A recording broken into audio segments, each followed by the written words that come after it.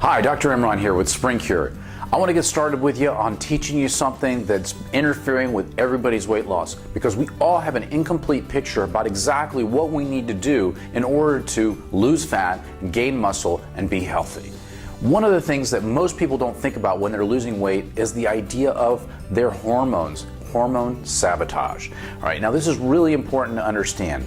And there's been a lot of information out there about how hormones affect our weight gain and our weight loss. One of the things you need to understand is the balance between two of our major hormones, one that causes us to gain weight and the other that helps us burn fat. Most of you know about insulin. Insulin is the hormone that our body produces to react to sugar in our diet. When our blood sugar goes up, our body makes more insulin to drive that blood sugar into the cells. That blood sugar, if there's too much insulin or too much sugar, can lead to fat gain. So insulin is one of our major fat gaining hormones. Now, insulin can be controlled by our diet. Some of you may have heard of what's called low glycemic eating, eating foods that don't drive our blood sugar very high. That usually involves eating things that are more natural and less processed, with not as many carbs, not as many refined sugars, and certain types of fruits and so forth. There's a whole nother talk on that glycemic index, and you can look that one up on our Facebook page or online on our website. Now, on the opposite end of that balance of weight gain, there is a really powerful hormone that controls our weight loss, specifically controls our fat loss. You know what that is? Have you heard about it? Well, it's called leptin. Leptin is our powerful fat-burning hormone. Without leptin, we can't release fat. Leptin actually increases the more we eat. When we get in enough nutrition, our body says, hey, I can give up the fat that I've got stored because I'm seeing plenty of food. Now, this is kind of a funny catch-22. When you eat too much, you end up storing fat. When you eat too little, your leptin levels go low and you can't burn fat. So the problem is figuring out how to keep our insulin levels low and yet still keep our leptin levels high. And just like insulin, your insulin receptor can become resistant to insulin, the same thing can happen to leptin. So how do we fix this problem? There's a couple really important things to know about this process. One, what sabotages it? And two, what can you do to fix it? So there's some key things that interfere with the function of both of these hormones. Number one, eating foods that are processed, that are highly processed, that contain genetically modified organisms such as corn or soy, specifically high fructose corn syrup and soybean oil.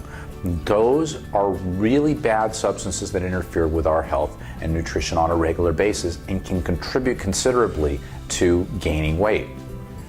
The others are eating any of those wheat products that have been stripped of all their nutrition. When you eat whole grains, that's very, very different than when you eat processed, refined starches that go into things like bread and pasta and bagels. Finally, any artificial sweeteners. Those all can do damage to our cells on a regular basis and interfere with what we're supposed to be doing with our leptin levels. Now, like I mentioned, if your nutrition is too low, if you're not getting enough calories, the body detects this and panics, and leptin levels will drop, making you continue to gain weight. Surprise, all right? So, what do you do to stop this?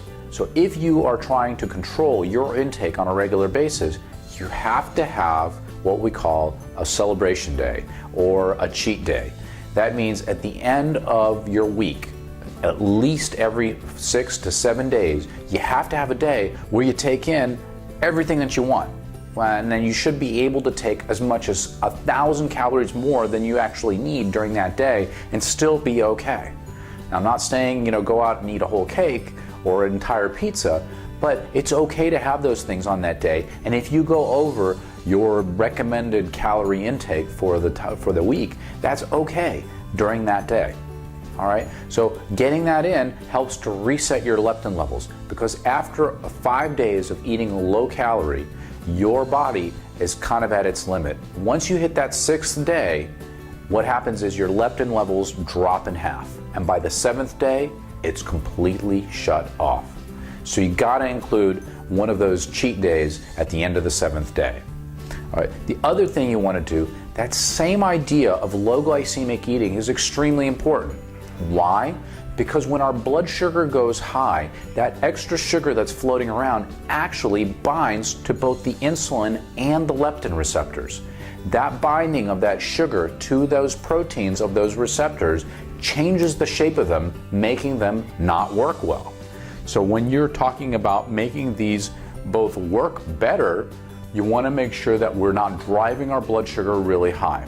Now again, if we do it one day out of the week, it's not going to be that big a deal, but if it becomes a habit where we're taking things that are highly refined or sweetened or so forth throughout the entire week, then we're going to be causing this process of damage to our receptors and lowering of the fat burning hormone and increasing the fat gaining hormone. So make sure that when you're deciding on what you eat, you're keeping this in mind. All right, we're going to have more information on that coming up. Hope that helped. Please like us on Facebook and share this with your friends. Thanks a lot, and we'll see you at the next video.